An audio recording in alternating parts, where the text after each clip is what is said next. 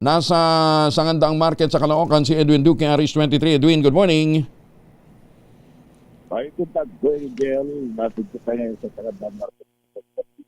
Sabi yung mga presyo tulad ito sa panok at 200 pesos sa mga nabibili rito ngayon.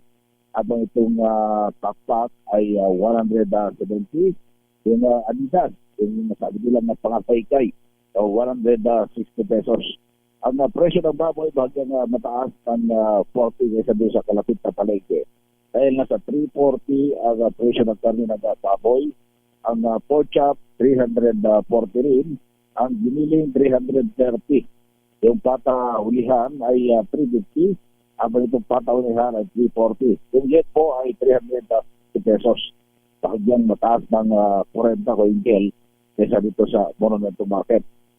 Ang kabing ng marami pa rin tumatanggilig, bagamat medyo kamahalan, ay 500 pesos, habang yung baka ay 400 pesos. Ang presyo naman ng isda, medyo tumaas na naman. Wala sa dating 240, lalo itong bangos, ay 240, itong dagupan, itong bangos sa Bulacan ay makabili ka ng 180 hanggang 200 pesos. Sa tilapia, ang tilapiang Batangas, itong plapla, itong kulay, ay 140 pesos.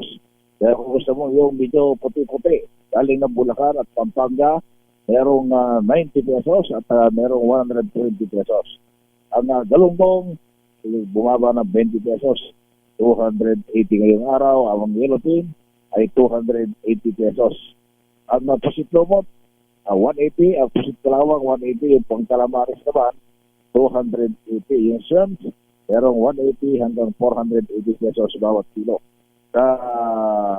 Itong bisugong tunay ko gel ay 280, lapu-lapu 420 pesos.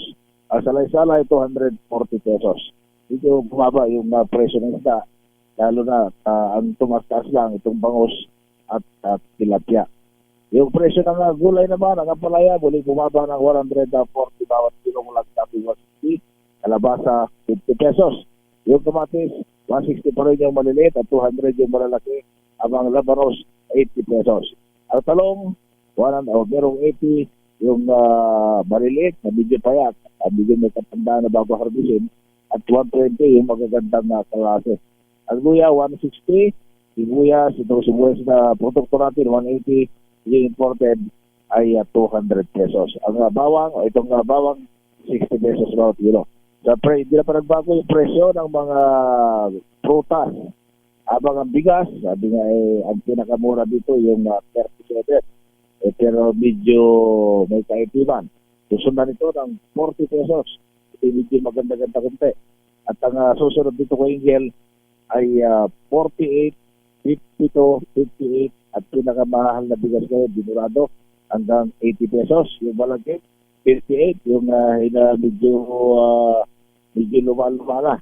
Pero yung gusto mong maganda-ganda, mayroong 80 at pinakamagandang klase pa rin sa market ngayon ay 100 pesos.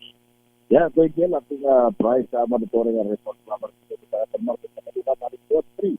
At ito kinagulat ng DZRH, una sa Pilipinas, o sa Pilipinas. Maraming salamat, Edwin. Maganda